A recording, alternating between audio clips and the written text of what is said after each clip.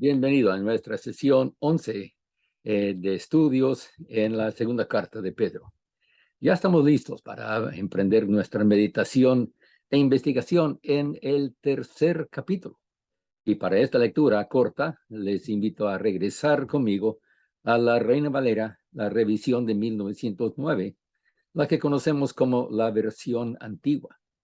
Es cierto que en nuestro estudio hemos usado pocas veces esta traducción de las Escrituras, pero hay una razón especial por una variación en el texto, en el versículo 2.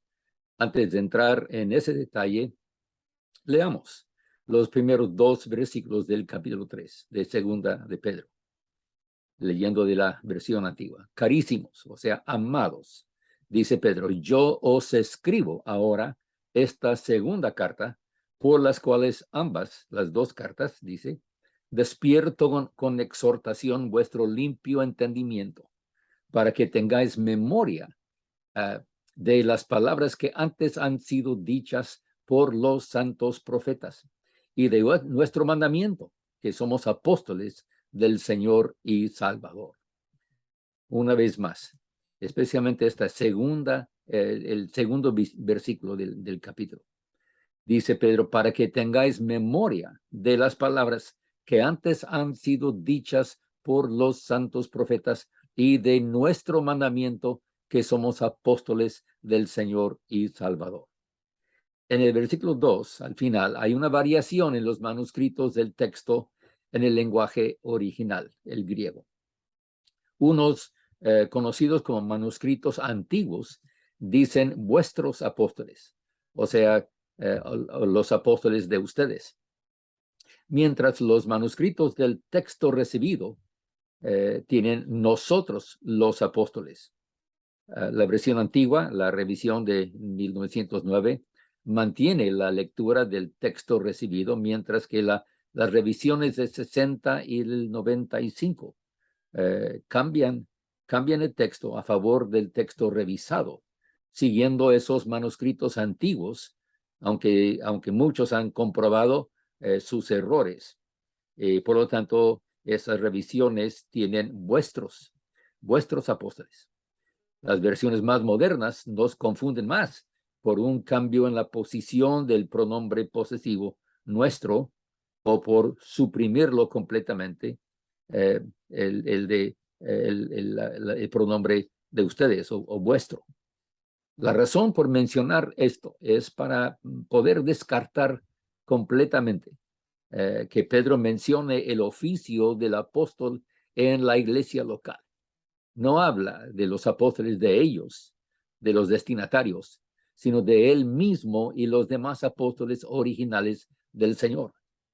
Debemos notar que las palabras que somos en la versión antigua sí están imprimidas en letra itálica, indicando que los traductores y los redactores que están señalando, especialmente de la sociedad bíblica, señalan que las palabras, estas palabras no ocurren en el griego, pero que han sido añadidas en la traducción.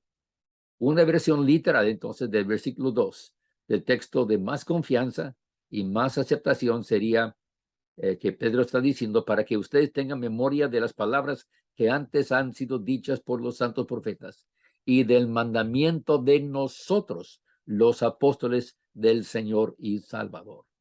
Eso sí sería una traducción al castellano más literal. Reconozco que no hemos mencionado mucho los asuntos de las variaciones del texto, pero en este caso sí creo que nos importa.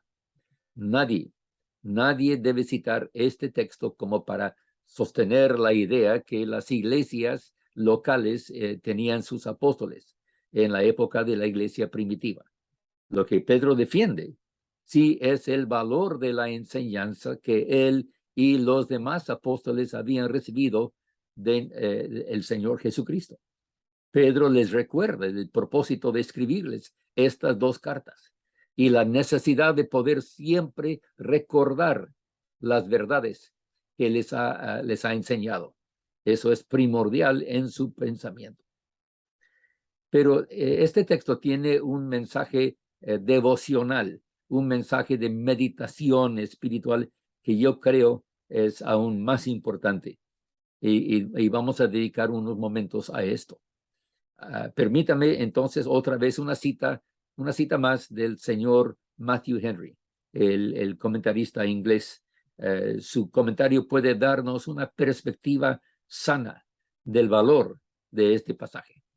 Dice el señor Matthew Henry: para que el apóstol alcance mejor su propósito al escribir esta epístola, que es hacerlos firmes y constantes en un recuerdo práctico y confiado de la doctrina del Evangelio, él, en primer lugar, dice, expresa su especial afecto y ternura por ellos, llamándolos amados, demostrando así que él mismo también ha añadido a la piedad el afecto fraternal, como ya les había exhortado a hacer.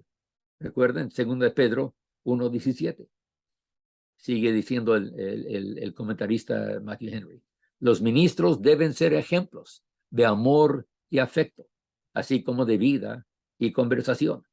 No solo es doctrina, no solo es práctica, no solo es técnica, es afecto y amor, el amor fraternal que debemos de demostrar como líderes en la iglesia.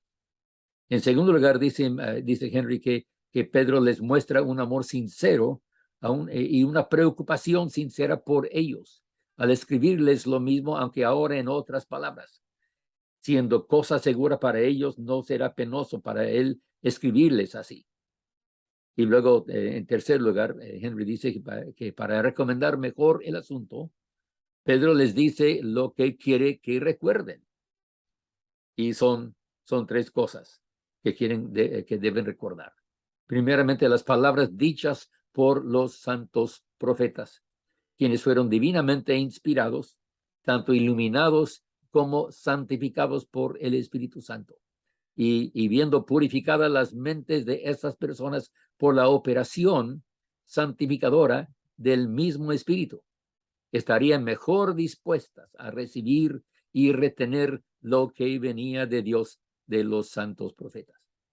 En segundo lugar, Henry dice que aquí Pedro les recuerda de los mandamientos de los apóstoles del Señor y Salvador. O como el texto recibido dice, el mandamiento. Por lo tanto, los discípulos y siervos de Cristo hoy día deben considerar lo que aquellos que son enviados por él les han dicho, les han declarado que es la voluntad de su Señor. Lo que Dios ha dicho por los profetas del Antiguo Testamento y lo que Cristo ha mandado por los apóstoles en el Nuevo Testamento siempre se nos exige y merece ser frecuentemente recordado. Y los que meditan en estas cosas sentirán sus virtudes vivificantes. Es por estas cosas que las mentes puras de los cristianos deben ser estimuladas para que puedan ser activos y vivos en la obra de la santidad y celosos e incansables en el camino al cielo. Esto me parece, hermanos, un mensaje alentador y me anima en mi propia vida y ministerio seguir adelante en la enseñanza de esta gran verdad, que Cristo vino al mundo a salvar a los pecadores y que los puede salvar hasta lo sumo en esta vida, con una salvación completa, que es la salud del alma y que llamamos la vida en la santidad. O podemos utilizar las palabras de Pablo diciendo que es la santificación entera. Pedro aquí nos recuerda y va a enseñarnos aún más del asunto, tanto del lado negativo, del juicio de Dios contra la maldad, como del lado positivo, de la bendición de tener la conciencia limpia, hecha íntegra. De hecho, la nueva versión internacional utiliza la palabra íntegra en cuanto a la conciencia, los corazones de los creyentes. Es que podemos ser lavados en la sangre de Cristo. Y es por la obra santificadora del Espíritu Santo. Esto es nuestro propósito y vamos a seguir, hermanos, con el favor de Dios. Amén. Soy su amigo y hermano en Cristo, Leroy Lindsay, y te espero en la siguiente sesión de nuestro estudio, Dios mediante. Dios me lo bendiga.